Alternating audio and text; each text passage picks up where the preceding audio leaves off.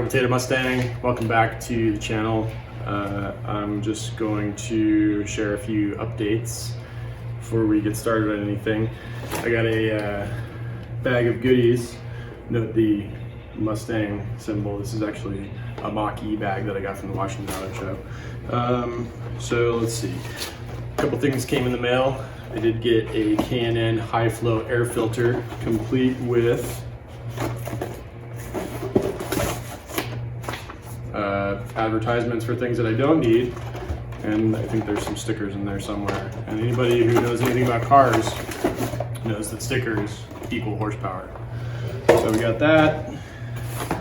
Let's see. We got some decals or stickers. Mustang GT. These are gonna go on the rocker panel where it has the Mustang GT letters implanted on the rocker panel or engraved or whatever you want to call it. I'm not sure if it's actually a sticker or if it's like a decal that you have to like apply more carefully. So I gotta double check and see how I'm supposed to put those on. Let's see, what else do we got here? Also finally got a digital multimeter. It's kind of embarrassing that it took me this long to get one of these, but it's been mentioned in my threads on the Mustang forums multiple times, so I'm hoping that this can help me better diagnose what the issue with the horn is. And speaking of the horn, I was gonna wait to do this, but I had some extra money left on a gift card, so I went ahead and ordered. It was just one of the horn kits, and it came with some hardware and some wiring, so I'm hoping that maybe if it ends up being the case that the wiring is the problem, that I can at least have some of the solution here with this kit. And then I'll still try to use the horns that I got just to, make sure that I'm utilizing available parts. And then, sometime down the line, if I need to replace one of the horns, I can use one of these. I also got this is a really small thing, but I got some little plugs for the armrests on the doors. I had one is missing on each side, and it's not a big thing, but I think if I'm not like super OCD about car stuff, but I feel like I can see it regularly. It's missing. I want to add these and make sure the interior looks a little bit more complete. Also, I got upper radiator brackets. These are a nice like black finish, brand new, and the ones that I currently have on the car are looking pretty nasty. So I'm not trying to go for show car quality here, but I think having at least some of the nastiest, rustiest parts visible in the engine bay cleaned up couldn't hurt. So anyway, so yeah, I'm still trying to work on the horn problem. I don't get much of a chance to work on the car during the week, so I'm hoping today I can make a little bit of progress diagnosing where the issue is specifically, and then also again try to get the possibly get the horns mounted up.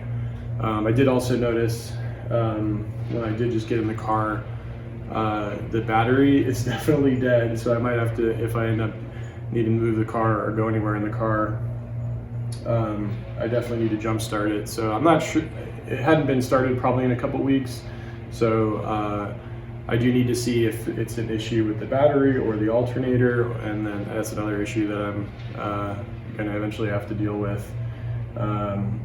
So yeah, so I'm definitely supposed to be working on the horn, but I need the energy or confidence from some small victories, so I'm going to do a couple of the small things that I picked up in the bag of goodies, and hopefully that will help give me the energy I need to successfully finish the horn saga project, whatever you want to call it. So.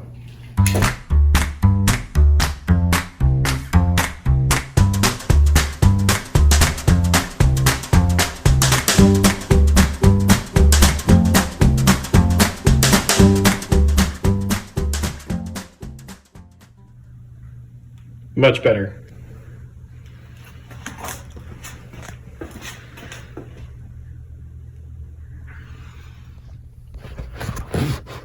continuing on my path of small victories, let's see if we can get this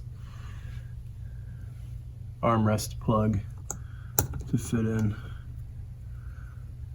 Appears to be a color match. Okay.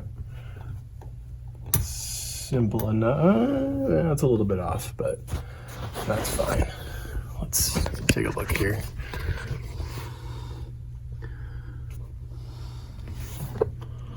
This one closer. Oop, okay. I wonder if I can just put the other one in. Let's see. Okay, this is pretty simple. It seems, although it does look like, if you look in there, it looks like there, maybe there's a crack. I don't know if that's supposed to, if there's supposed to be a split from the factory, but let's go ahead and put that in.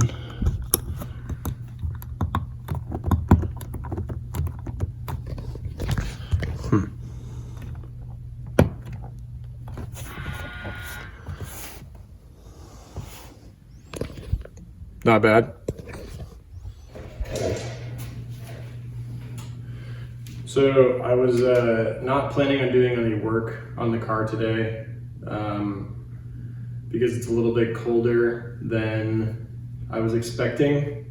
Well, it's not terrible in the garage, but I just came out to the garage to, like, I don't know what I was thinking, but I was like, oh, I'll just come look around at some stuff. And I took one of the factory horns, the ones that I had in the box of parts when I bought the car, and let me show you what I did.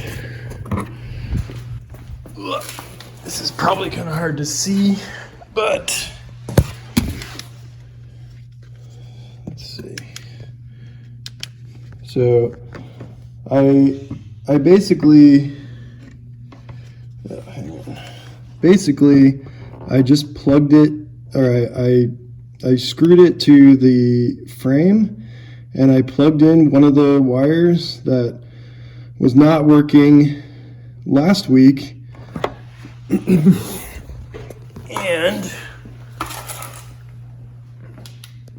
check this out.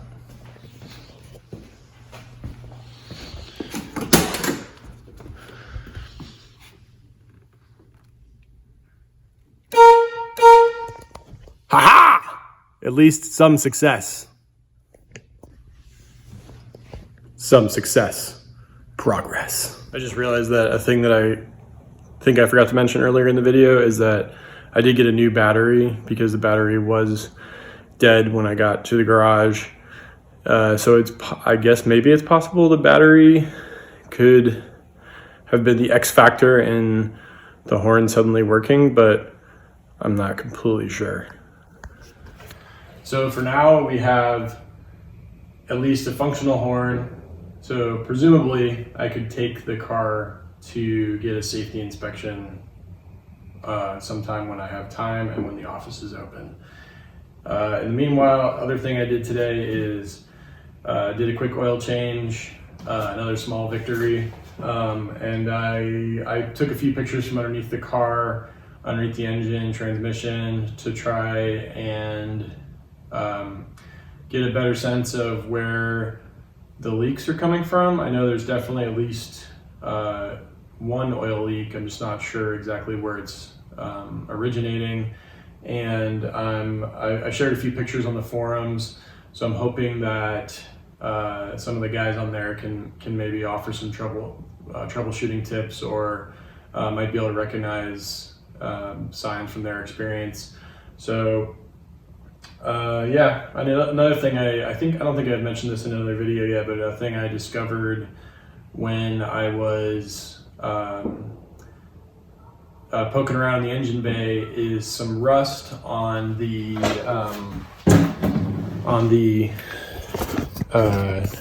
driver's side shock tower. So I'm going to go ahead and show you that, and talk a little bit about what I'm going to try and do as far as a solution.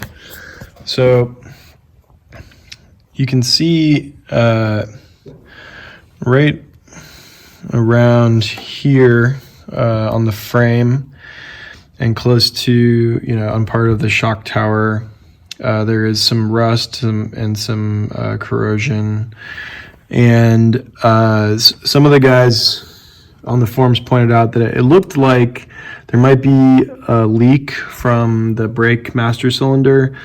And another guy said he noticed that the way the master cylinder, I think these lines, these copper gold brake lines coming from the master cylinder, it looked a little different than what was on his setup. So I need to do a little more investigating there. And then when I had the battery out, I did start doing some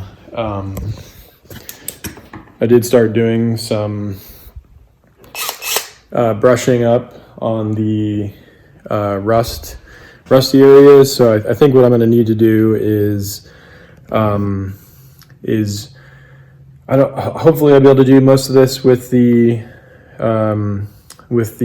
having to do anything crazy like take the engine out. But it seems like I need to get rid of a lot of that rust and try to using the drill with the wire brush and eventually put some sort of sealant or protectant over it. That's going to be something that's definitely going to take some time. But I think that with having seen what the inside of the shock tower looks like when I took the wheel off last weekend, it seems like it's not too bad. It doesn't seem like it's rusted through. So hopefully it's just surface rust on the inside of the engine bay. And hopefully we can get that figured out and also get the brake line issue figured out to make sure there's not further corrosion being caused by brake fluid leaking from the master cylinder. So what I thought was not going to be a particularly productive weekend turned into a surprisingly productive weekend. I got the radiator brackets, the new radiator brackets in. I got new plugs for the holes in the armrests. I got the oil changed. I got a functional horn that hopefully will work for the time being. I do still need to figure out if I can put the other horn in, if there's a way to mount both of them without having to do anything with the OEM bracket. And I'm waiting on a few other things to come in the mail. Also still need to do some work on the exterior. I'll probably try to see about removing this red stripe and getting the new decal on. Also, same with the Mustang GT logo on the rocker panels. I still haven't had any time to do that, but hopefully I can maybe make some time. And then, also going to continue doing the troubleshooting on some of the leaks and try to get the situation with the master cylinder and the brake lines and on the driver's side shock tower figured out, so I can avoid further damage. I think that's it for now. Thanks for watching. If you like my channel, please subscribe. And if you want to see some more of my photos and read some of my posts from my various trips, feel free to check out tacopotatomustang.com. Thanks.